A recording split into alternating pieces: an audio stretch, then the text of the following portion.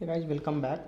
So here we will try to understand how any programmer handles an exceptions, right? What is the way he will handle that?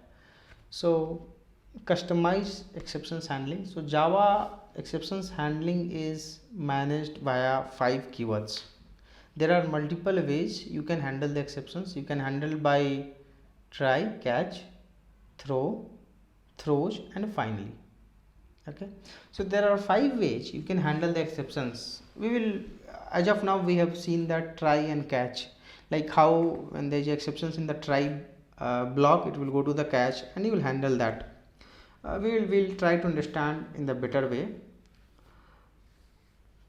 So what happens basically, program statements that you think can raise exceptions are contained within a try block.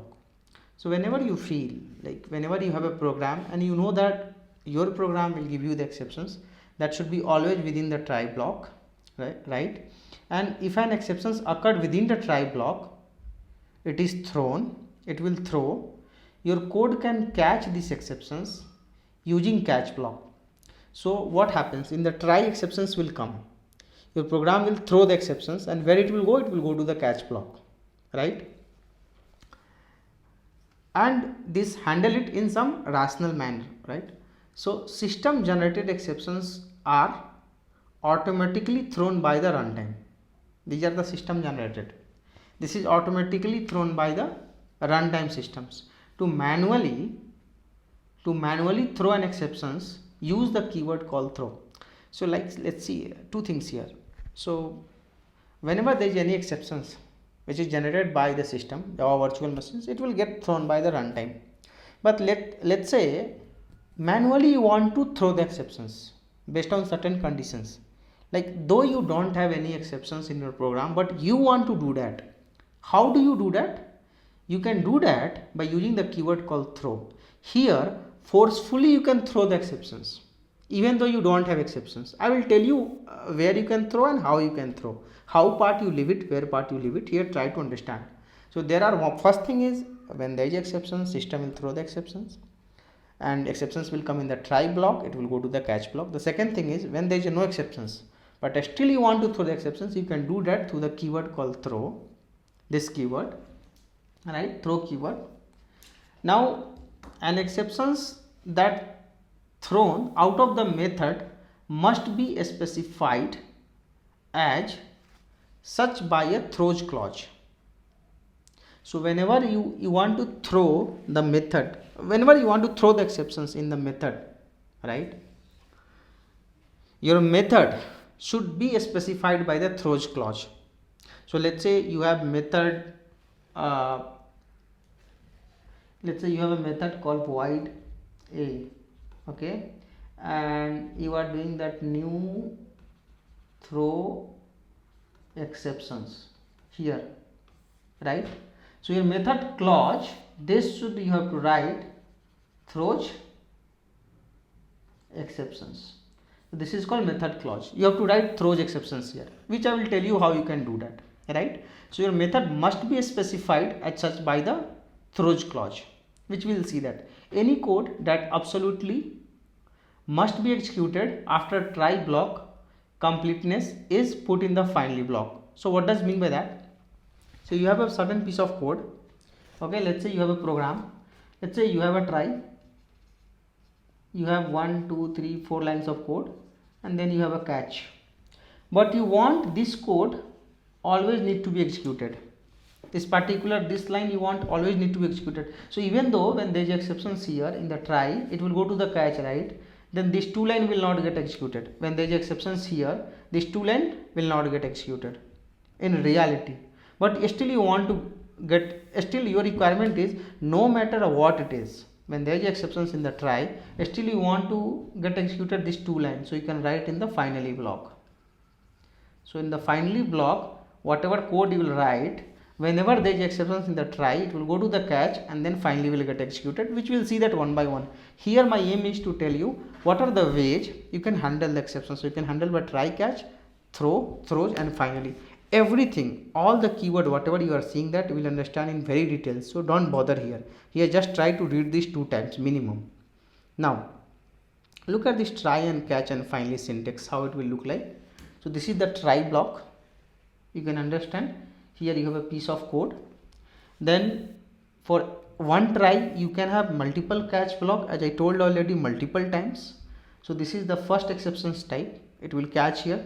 This is the second exceptions types. I have told you in my in my just previous video, you can have file not found and you can have input output.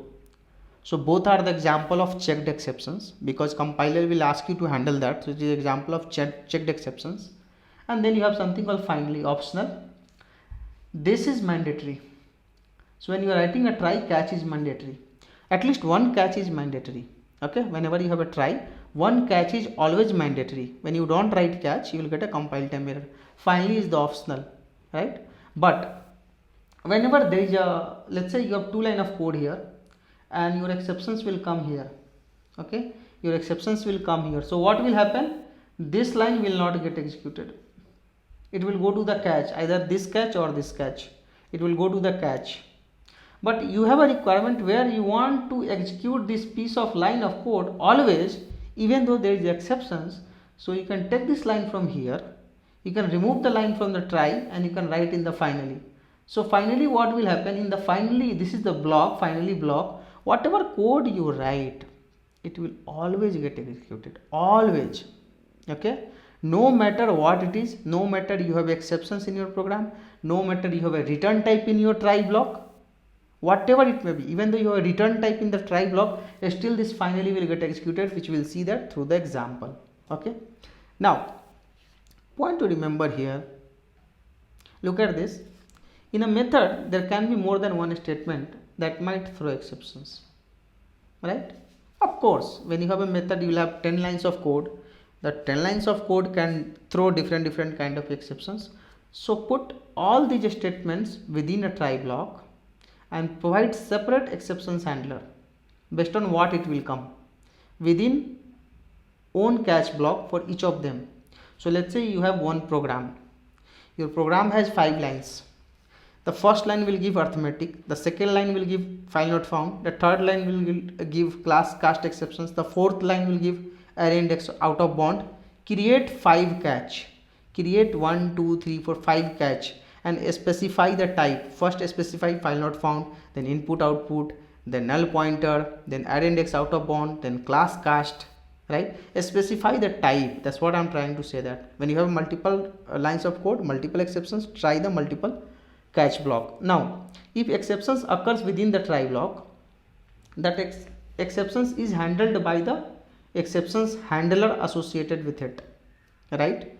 As I have already told you, whenever there is any exceptions in the try block, it will be handled by the exceptions handler, by the exceptions handler, and it will be given to the Java runtime. The exceptions object will be given to the Java runtime, and the exceptions object will have the error type and details of the error.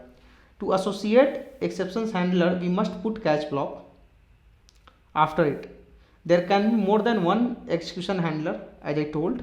For each catch block is an exceptions handler that handles the exceptions of a type indicated by its argument.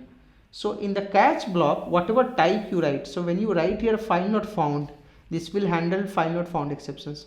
When in this catch, when you write input output exceptions, it will handle input output. When in this catch, if you will write array index out of bound, this particular catch will handle array index out of bound. That's what I'm trying to say, that like each block, each catch block can have different argument. Based on the argument, it will handle the exceptions, right? The argument exceptions type declares the type of the exceptions that it can handle and must be the name of the class that inherit from the throwable class. It should be always the name of the class that inherit from the throwable class, because all the runtime, all your runtime exceptions internally extends the exceptions class, exceptions internally extends the throwable extends the object class. Same thing happens with the checked exceptions also. The checked exceptions also will extend the exceptions, and exceptions will extend the throwable, whereas the unchecked exceptions will extend the runtime, runtime will extend the exceptions will extend the throwable will extend to the object class. So this point you guys can remember. So whatever notes I have given is very precise, you can read 2-3 times. For each try block, there can be 0 and more catch block. Understand this.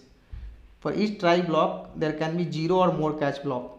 So I am saying that 0. Just now I told you cannot write try without catch, but here I am saying that it can have 0, because when you have a try and when you have a finally, even though you don't write catch, still it will work, but there should be only one finally.